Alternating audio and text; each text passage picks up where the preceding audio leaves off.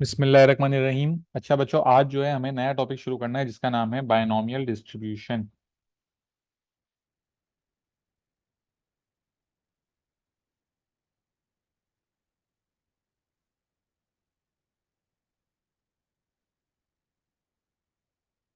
ठीक है। Binomial distribution में इस टॉपिक में हमारे पास बायनोमियल डिस्ट्रीब्यूशन लगाने के लिए सबसे पहले तीन कंडीशंस होती हैं। ठीक है।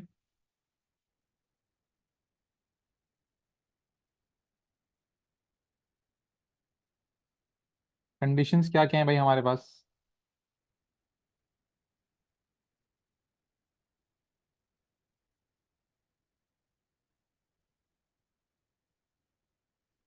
सबसे पहली कंडीशन है there should be fix number of trials.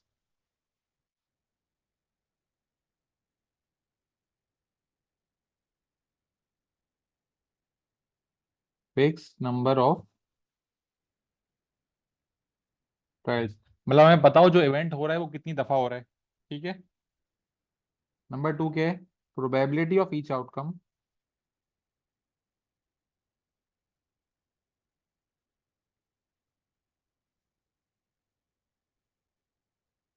Is same and independent.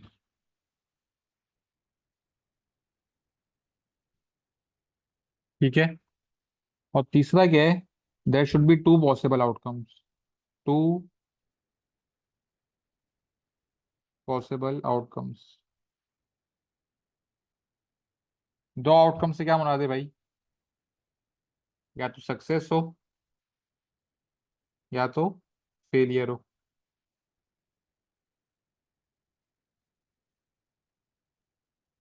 ठीक है।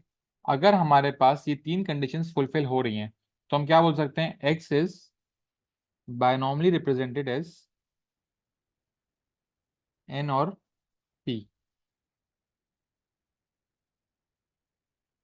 ये चीज क्या है हमारी? इस चीज को हम बोलते हैं पैरामीटर। ये क्या है भाई हमारा? ये हमारा पैरामीटर जिससे रिप्रेजेंट होता है X is binomially represented as N and P. और हमारे पास फॉर्मूला क्या है बायनोमियल का? Probability of X is equal to R is N C R Q की power N minus R P की पावर आर, जिसमें एन जो है वो होता है नंबर ऑफ ट्रायल्स,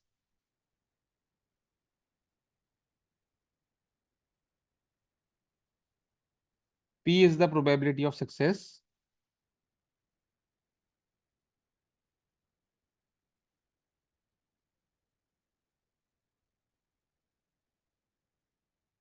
और क्यू है हमारे पास प्रोबेबिलिटी ऑफ फेलियर, जिसको हम वन माइनस पी से भी रिप्रेजेंट करते हैं।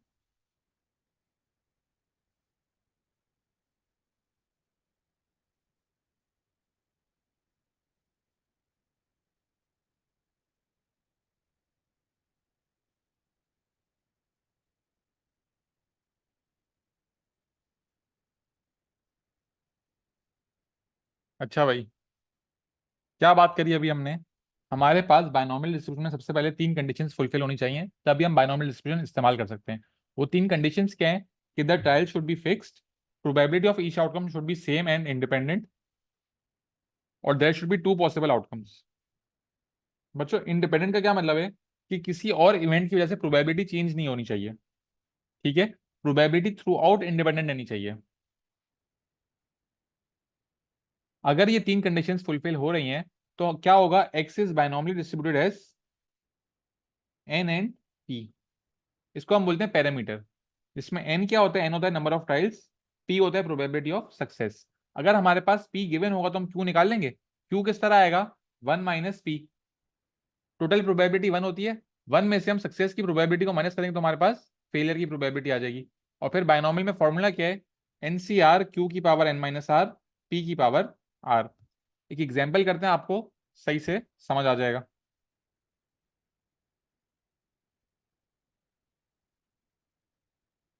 आपके पास क्वेश्चन गिवन है,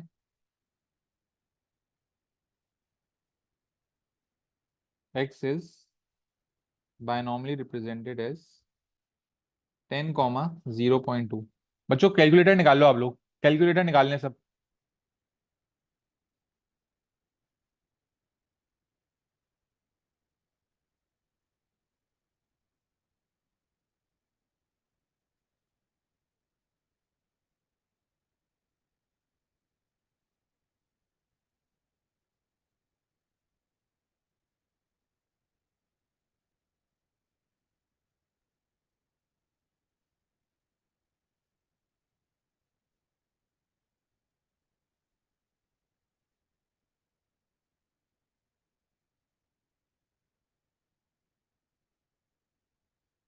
ठीक है। अच्छा भाई ये सवाल लिखते हैं। हमें सवाल दिया हुआ है कि x जो है वो बायनॉमिनली रिप्रेजेंटेड है एज 10,0.2। हमसे तीन पार्ट्स पूछे हैं, x is equal to 3, x is less than equal to 2 और x इज लेस देन 9। ठीक है, शुरू करते हैं भाई। अच्छा अगर हमारे पास ही दिया हुआ है पैरामीटर, पैरामीटर में जो पहला नंबर है वो रिप्रेजेंट करता है n को, दूसरा नंबर रिप्रेजेंट करता है p को।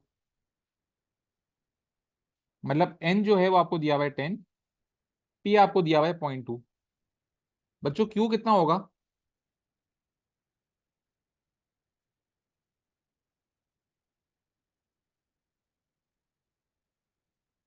q हो जाएगा 0.8।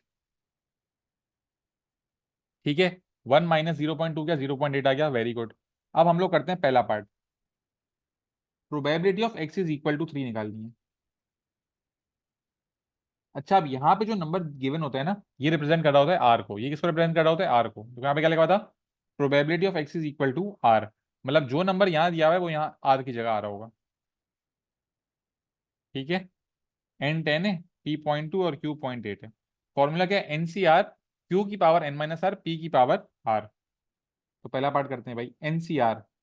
तो 10 C3, मैंने दिया एन सी आर, एन 10 है, आर 3 है, क्यू की पावर n माइनस आर 10 - 3 और p की पावर r 0.2 की पावर 3। तो बेटा 10 C3 इंटू 0.8 की पावर 7 इंटू 0.2 की पावर 3। आंसर बता दें, 3 डेसिमल्स में आंसर बताइएगा। ठीक है, राउंड ऑफ करने के बाद 10 - 3 7 हो रहा होगा। तो 10 C3 0.8 की पावर 7 0.2 की पावर 3। सलमान भाई क्या बोल रहे हो? प्रोबेबिलिटी 1 से ज्यादा कब से आने लग गई? 0.201, वेरी गुड बेटा।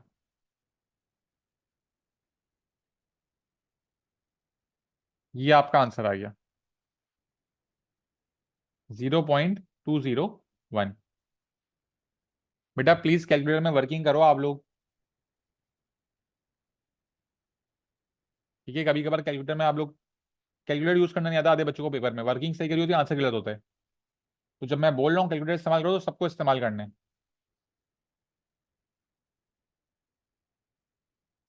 0.201 इसका सही आंसर है, सबका आ रहा ही है।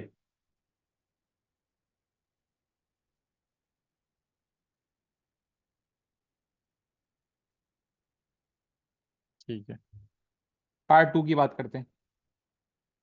पार्ट टू में क्या बोला हुआ है? X is less than equal to 2। X is less than equal to 2 का क्या मतलब होगा? 0 1 और 2 आएगा। एक्स 0 लेना पड़ेगा, x 1 लेना पड़ेगा और x 2 लेना पड़ेगा। तो probability of x is equal to 0 plus x is equal to 1 plus x is equal to 2। ठीक है, तो जीरो में क्या होगा? 10 C0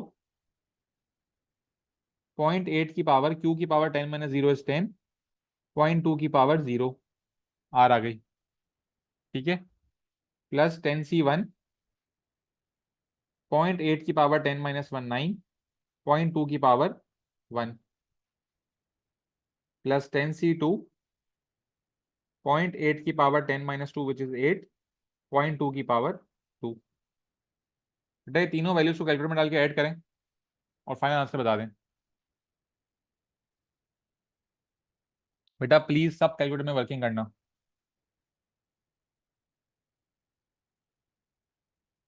कार है 0.107 प्लस 0.268 प्लस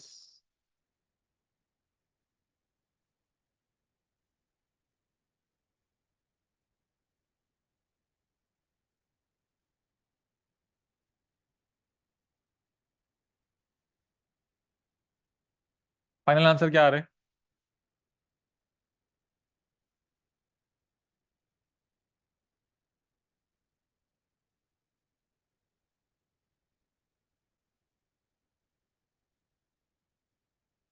0 पॉइंट।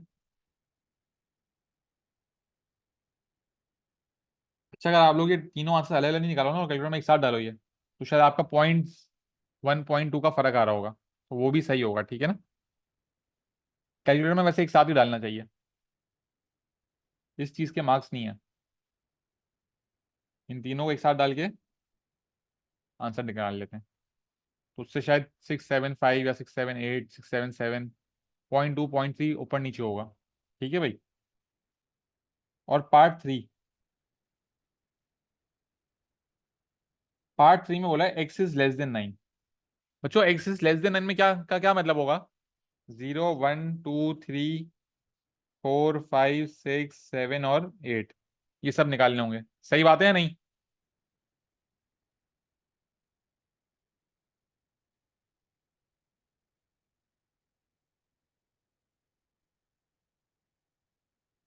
लेकिन बेटा ये करने में तो भाई बहुत वर्किंग होगी, ठीक है ना, वर्किंग बहुत लंबी हो जाएगी, ख्वारी होगी भाई इतनी सारी कैलकुलेशन करने में।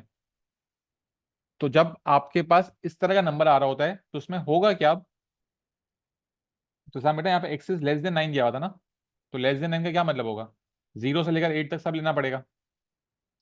अब 0 से लेकर 8 तक तो सब लेने में ख्वारी है ना बेटा, इतने सारे नंबर्स लेने में। तो इससे अच्छा क्या है, आपको पता है आपका एन 10 है, तो अगर आप लेस देन 9 की जगह 9 और 10 की प्रोबेबिलिटी निकाल के 1 से माइनस कर दो, तो भी तो 0 से लेकर 8 तक की आ जाएगी। टोटल आपका एन 10 है, मतलब 0, 1, 2, 3, 4, 5, 6, 7 और 8 और 9 और 10, ये नंबर्स हैं आपके पास। आपसे मांगी हुई है लेस देन 9, मतलब इनकी इनकी प्रोबेबिलिटी मांगी है आपसे 0 से लेकर 8 तक।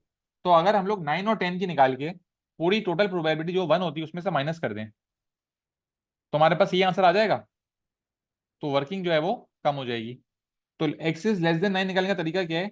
1 minus probability of X is equal to 9 plus X is equal to 10। तो 1 माइनस ब्रैकेट ओपन 10c9, 0.8 की पावर 10 - 9 इज 1, 0.2 की पावर 9 प्लस 10c10, 0.8 की पावर 10 - 10 इज 0 और 0.2 की पावर 10। बेटा इसका आंसर बताएं। 1 माइनस,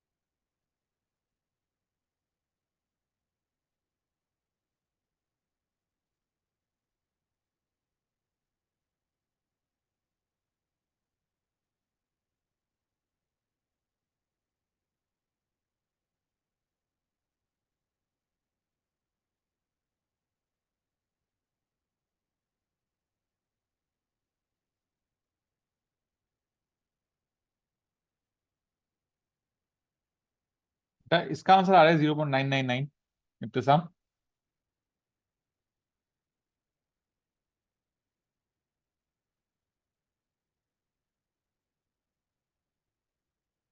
तो इसका आंसर क्या आ रहा होगा?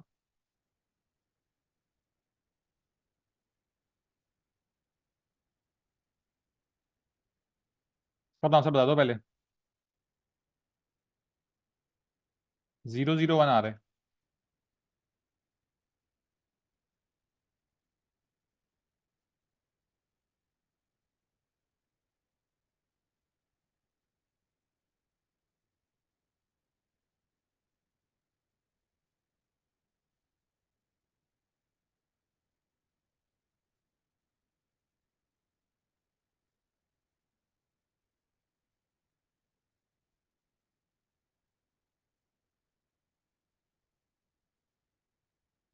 क्या हो गया भाई, कोई बच्चा इस बात इसका आंसर बता दे।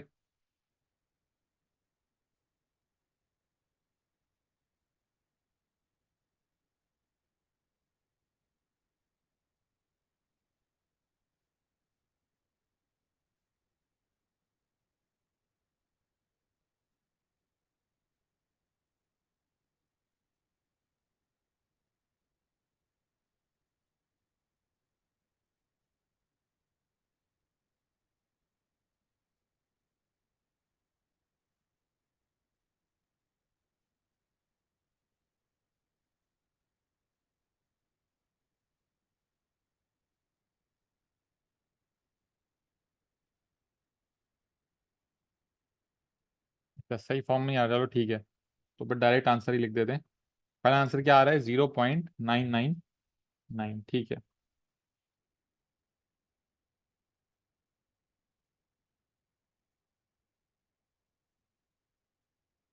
थ्री डेसिमल आपका आंसर हो गया 0.999, ठीक है भाई।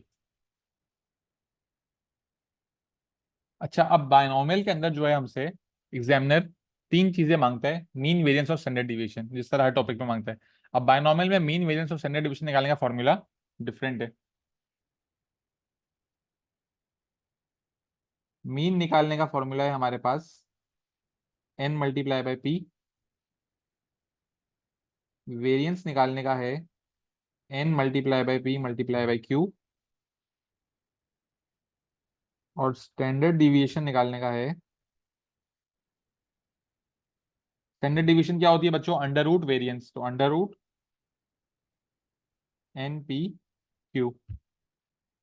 तो अगर पीछे वाले सवाल के हिसाब से देखा जाए तो इस सवाल का मीन कितना आएगा, 10 × 0.2।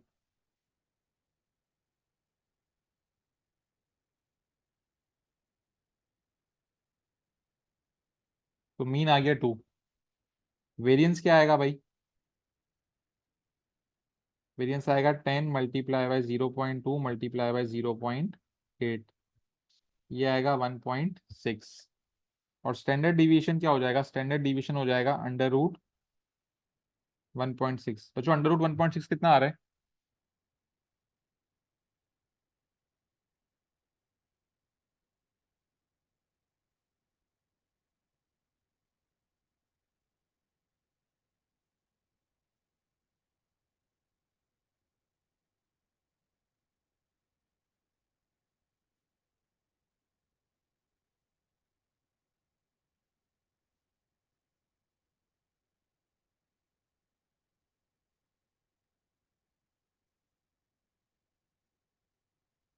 1.4।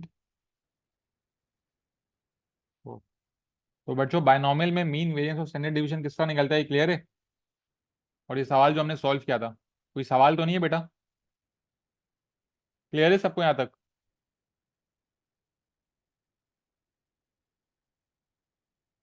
सही है इब्तिसाम।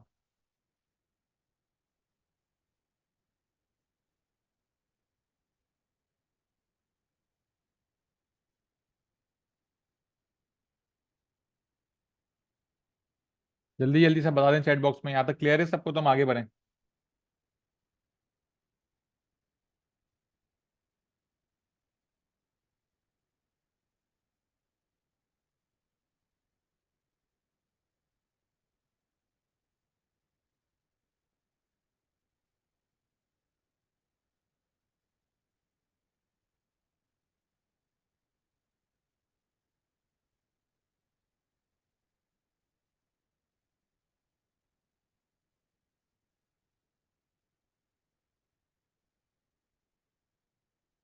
ठीक है। अच्छा भाई, अब बायनोमियल के लिए जो है ना, हमें बेसिक इंडाइसेस आनी चाहिए थोड़ी, बेसिक इंडाइसेस सीख लेते हैं।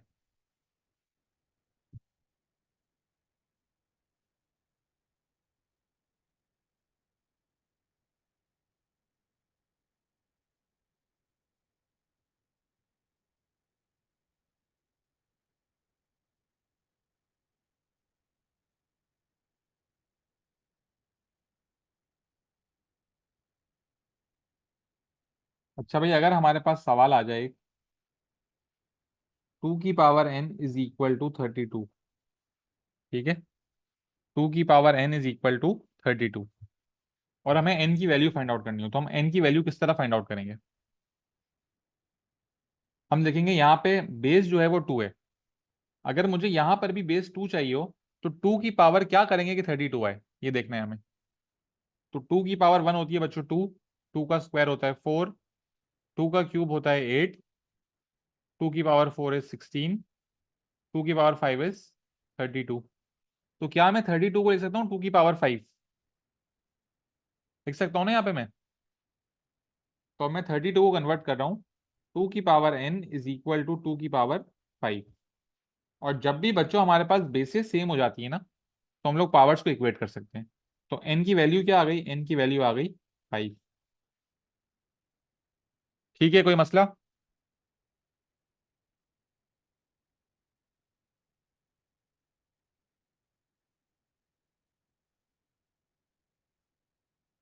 अच्छा, अगर 3 की power n is equal to 81 होगा, तो n की वैल्यू क्या आएगी?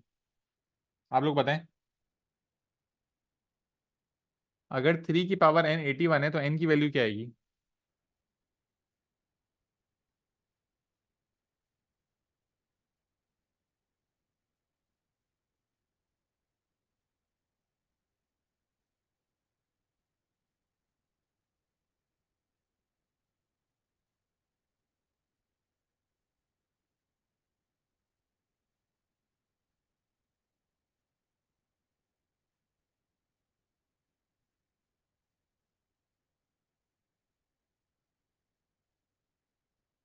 फोर, वेरी गुड बेटा। किस तरह आएगी भाई? 3 की पावर 1 होती है 3, 3 का स्क्वायर इज 9, 3 का क्यूब इज 27, 3 की पावर 4 इज 81। तो मैं यहाँ पे लिखूंगा 3 की power n is equal to 3 की पावर 4। और बेसिस सेम है तो पावर्स को हम इक्वेट कर देंगे, तो n is equal to 4। Answer आ गया भाई।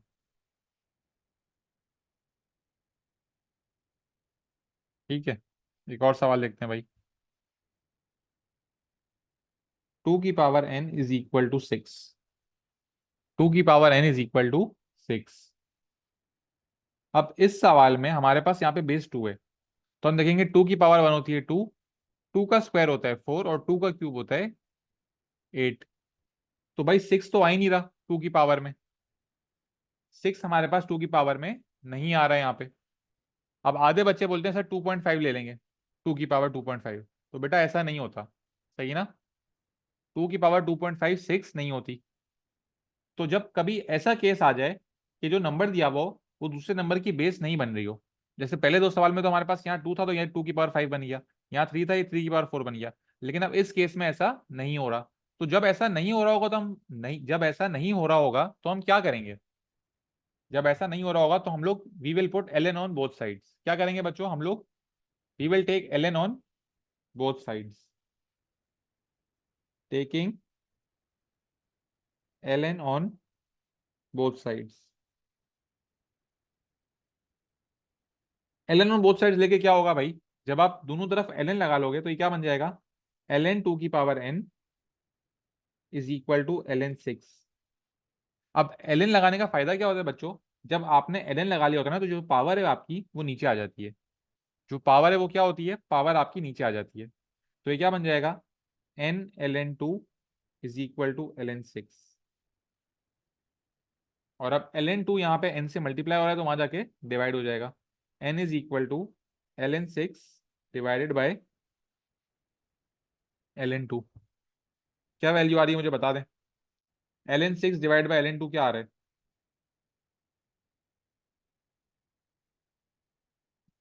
L N 6 divide by L N 2 क्या आ रहा है भाई?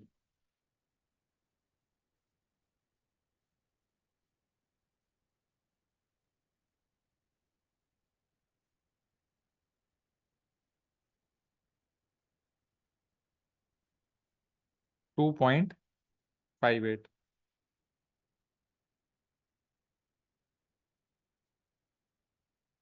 ठीक है बच्चों, ये क्लियर है? कोई सवाल है तो पूछ लें, वरना एक क्वेश्चन लिख रहा हूँ मैं आपके लिए यहाँ पर, ये आप पढ़ लें।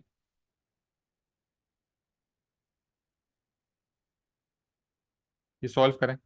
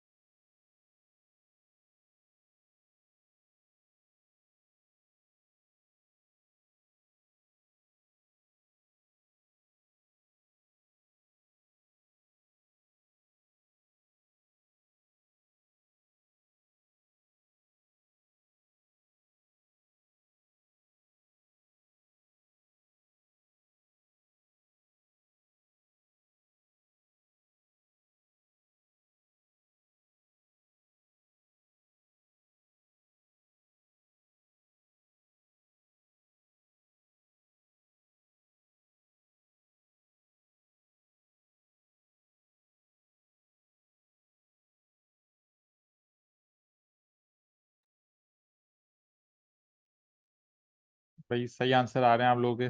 वर्किंग कर देता हूँ यहाँ पे। Taking L N on both sides,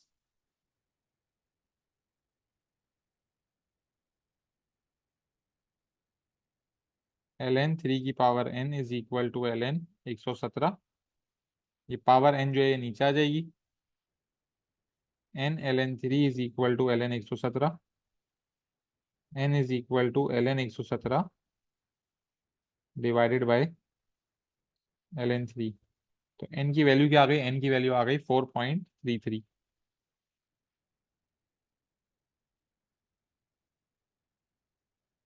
ठीक है भाई, कोई मसला, कोई सवाल?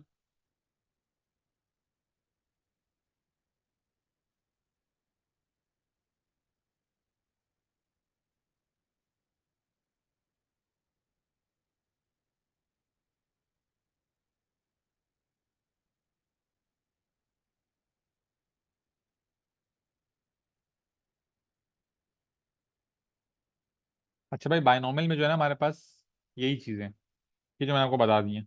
अब आप लोग मुझे एक काम कर दो, हम लोगों ने डिस्क्रीट रैंडम वेरिएबल में एक सवाल किया था।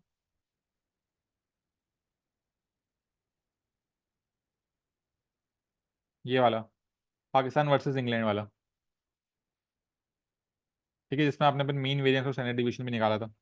अब यही सेम सवाल मुझे आप लोग जो है वो बायनॉमियल से करके दे दो। बायनॉमियल की वर्किंग करके पहले मुझे आप ये टेबल बना के दो। सही है, आपका आंसर डेसिमल्स में आ रहा होगा। और फिर बायनॉमियल के फॉर्मूले से मीन वेरिएंस और स्टैंडर्ड डिवीजन निकालो। ठीक है, ये काम सब कॉपी में करके मुझे इंडिविजुअली व्हाट्सएप पे सेंड करेंगे अभी। ठीक है, 15 मिनट है आप लोग के पास, ये आपको सवाल अभी बायनॉमियल से सॉल्व करना है पूरा। पूरी वर्किंग करनी है, सब लिखना है आपको और मुझे अभी सेंड करना है व्हाट्सएप पे। ठीक है, ये सवाल जो है ये आपको बायनॉमिली सॉल्व करके आपको मुझे भेजना है अभी। शुरू हो जाओ भाई, 15 मिनट है अभी, सबको ये सवाल करने हैं। मुझे जिसका आंसर व्हाट्सएप पे नहीं है मैं उसको अगली क्लास में बैठाऊंगा भी नहीं।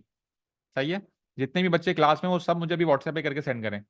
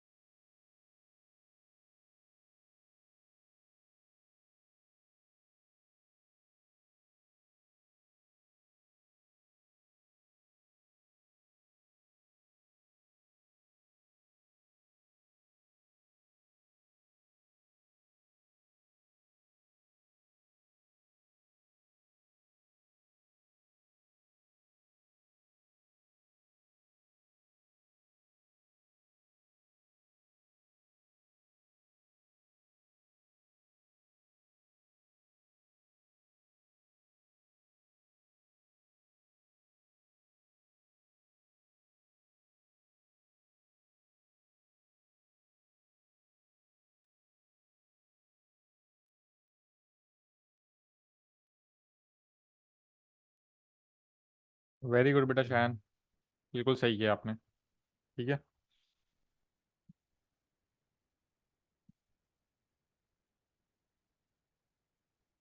अच्छा भाई, क्या सीन था हमारे पास? 5 मैच की सीरीज थी।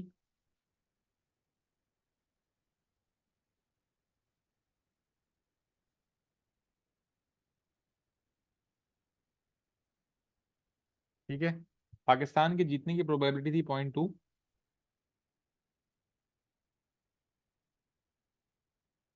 तो हारने की प्रोबेबिलिटी हमारे पास आ गई 0.8। ठीक है। अब अगर पाकिस्तान 0 मैचेस जीते उसकी प्रोबेबिलिटी क्या होगी? 5C0। अब इसमें ये P होगा और ये Q होगा, तो Q की पावर 5 - 0 विच इज 5, 0.8 की पावर 5 और 0.2 की पावर 0। बेटा मुझे जरा चैट बॉक्स में आंसर बता दें। फिर अगला होगा 5C1, 0.8 की पावर 4, 0.2 की पावर 1। 5C2, 0.8 की पावर 3।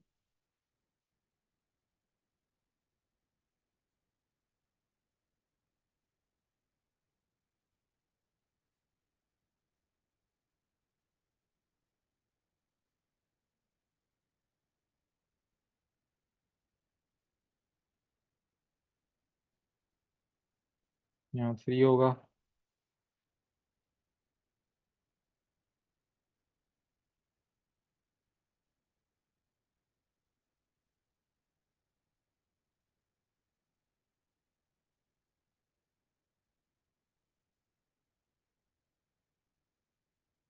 ठीक है भाई।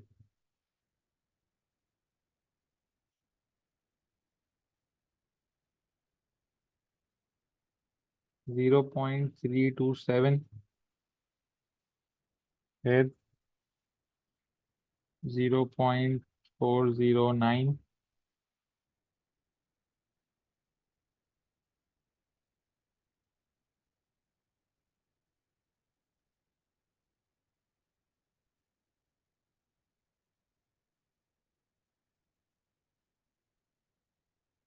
और बच्चों जब आप इनको ऐड करोगे तो टोटल प्रोबेबिलिटी जो है वो 1 आनी चाहिए। ठीक है। इस तरह आपने अपने सारे आंसर्स निकाल लिए। अब बायनोमियल के अंदर जो है वो मीन का फॉर्मूला क्या है?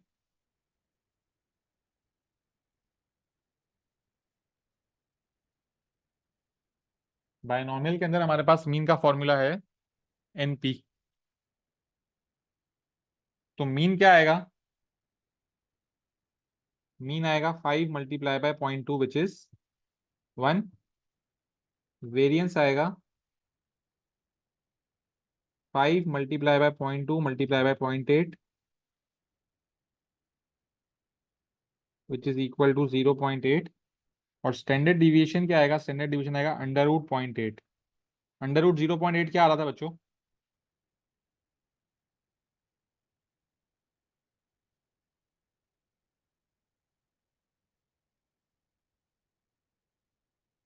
√0.8 कितना था?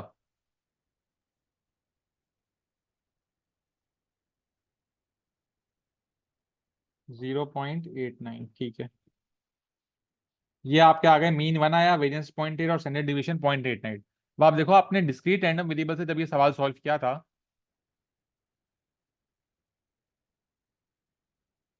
तो आपका मीन 1 आया था, वेरियंस 0.8 आया था और स्टैंडर्ड डिवीजन 0.89 ही आया था।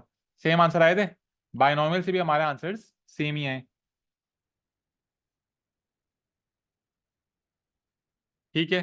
कोई मसला बच्चों, कोई क्वेरी है?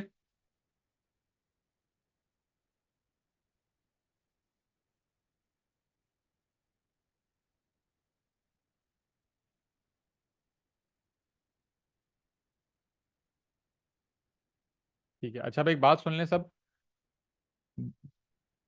बेटा NP तो लगाया है, N5 था और P 0.2 था।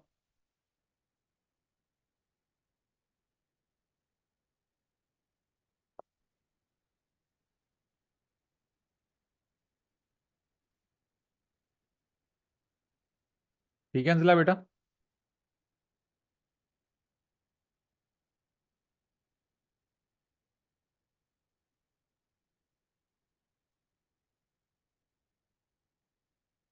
जी बेटा अली। अच्छा बच्चों, अब एक बात सुने। नेक्स्ट क्लास जो हमारी ट्यूसडे को होगी ना, उसमें हम लोग करेंगे बायनोमियल के पास पेपर्स। और जो थर्सडे की क्लास होगी ना, उसमें हम लोग स्टैटिस्टिक्स करेंगे। अब नेक्स्ट थर्सडे की क्लास से पहले मैं आप लोगों को एक स्टैटिस्टिक्स की रिकॉर्डिंग दे रहा हूँ, आप लोगों को वो देखनी है। ठीक है, हम लोग वहां से फिर कंटिन्यू करेंगे, क्योंकि कुछ ओ लेवल्स के कॉन्सेप्ट्स हैं वो आप लोग को रिवाइज होने चाहिए। तो मैं आप लोगों को ओ लेवल्स की रिकॉर्डिंग भेजूंगा, वो आप देख लीजिएगा। और फिर हम लोग जो है वो स्टैटिस्टिक्स नेक्स्ट थर्सडे को कंटिन्यू करेंगे। इससे पहले मैं आपको एक एलडी पेपर भी कराऊंगा। नेक्स्ट वीक जो है मैं एक P1 का टेस्ट लूंगा आप लोगों का। P1 के पूरे सिलेबस का एक टेस्ट होगा। ठीक है, आप लोगों के पास P1 की पूरी रिकॉर्डिंग है यूट्यूब पे। ठीक है ना, 30 घंटे के अंदर पूरी रिकॉर्डिंग कवर हुई हुई है। ठीक है ना, सब हम लोग कर चुके हैं। पास पेपर भी करा दिया था, एक और पास पेपर भी करा दूंगा मैं आप लोगों को। नेक्स्ट वीक आप लोग का P1 का पेपर होगा बेटा। ये पेपर जो है ना, ये सीआई की तरह देना, समझो ये आपका मॉक है। ठीक है, जो ग्रेड अभी आपका स्मॉक में आ रहा होगा ना, आप समझ लो उससे आपका एक ऊपर आप ला सकोगे सीआई के अंदर। इससे ऊपर नहीं ला पाओगे। तो ये मॉक जो है ना, वो ईमानदारी से देना, अच्छे से पढ़ के। ठीक है भाई।